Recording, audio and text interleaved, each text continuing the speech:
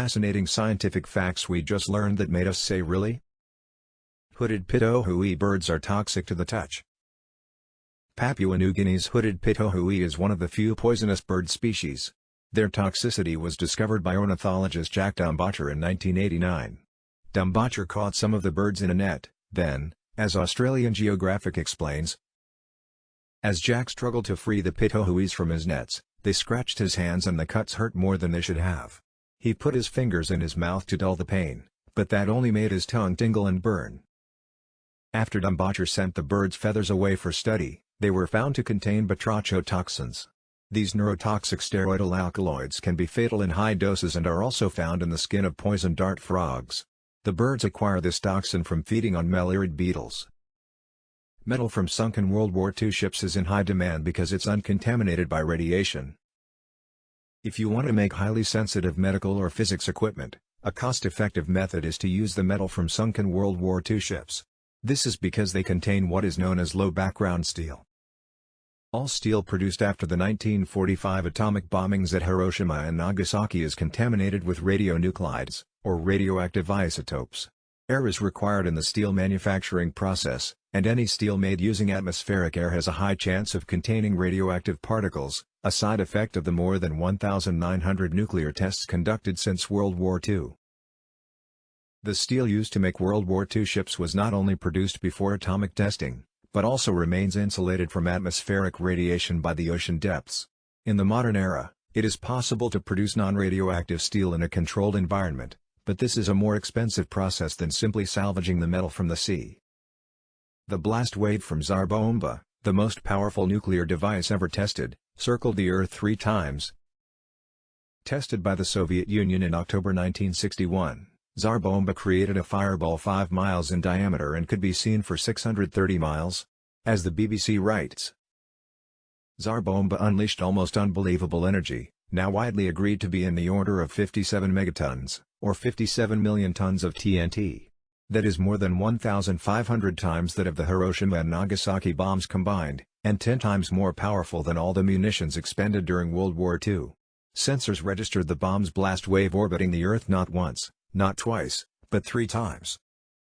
The thing was meant to be more of a demonstration of strength than a practical weapon of war. It was 26 feet long, 7 feet in diameter, and weighed more than 59,000 pounds. The world's oldest tree was cut down because a scientist couldn't accurately measure it. In 1964, graduate student Donald R. Curry was studying the Little Ice Age by measuring the cores of various bristlecone pines in eastern Nevada.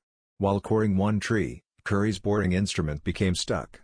So, with the permission of the U.S. Forest Service, Curry had the tree cut down to take samples of it. Curry, to his everlasting regret, found that the tree was at least 4,862 years old, and possibly older. Later dubbed Prometheus, this was the oldest, non-clonal tree ever discovered. However, in 2013, an older bristlecone pine was finally confirmed, at approximately 5,060 years old. Lysol was originally marketed as a contraceptive. Contraceptives didn't become legal in the U.S. until 1965, and only then for married couples. Until 65, many advertisements use the term feminine hygiene as a euphemism for birth control, according to author Andrea Tone. In Tone's book on the history of contraceptives, she writes that douching was the most common form of birth control from 1940 until 1960 despite being largely ineffective. As Mother Jones reports, the most popular brand of douche was Lysol, an antiseptic soap whose pre-1953 formula contained cresol, a phenol compound reported in some cases to cause inflammation, burning, and even death. By 1911 doctors had recorded 193 Lysol poisonings and 5 deaths from uterine irrigation. Despite reports to the contrary, Lysol was aggressively marketed to women as safe and gentle. When cresol was replaced by orthohydroxydiphenyl, Lysol was rebranded as a toilet bowl cleaner and treatment for rainworm, though it was still advertised as a feminine hygiene product.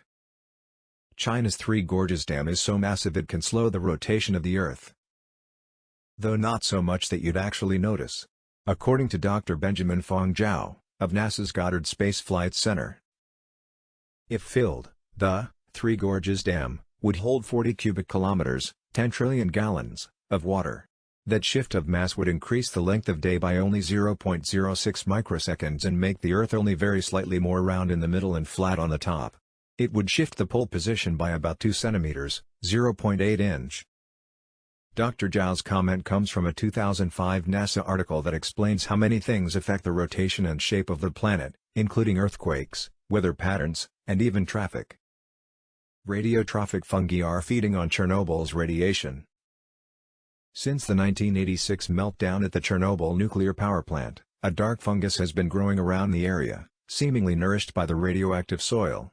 The fungus is notable for containing melanin, the same pigment that darkens human skin.